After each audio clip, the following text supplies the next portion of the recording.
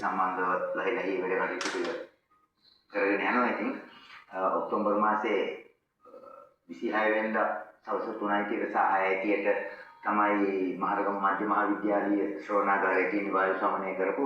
ඉතින් සියලුම නාට්‍යයට ආදරය කරන, හාස්‍යයට ආදරය කරන ප්‍රේක්ෂකයන්ට අපි ආරාධනා කරනවා එදාට එන්න කියලා නාට්‍ය නරඹන්න.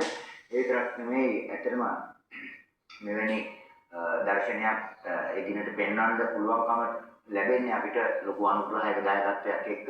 ඉතින් දේශීය ඖෂධ සාකච්ඡා වලින් නිෂ්පාදනය කරන රූපලාවන්‍ය නිෂ්පාදන ආයතනයක් වන ප්‍රධාන පෙළේ හර්බ්ලයින් ආයතනයේ පූර්ණ අනුග්‍රහයක දායකත්වයෙන් තමයි මේ දෙන්න මේ කටයුතු සියල්ල සිද්ධ වෙන්නේ.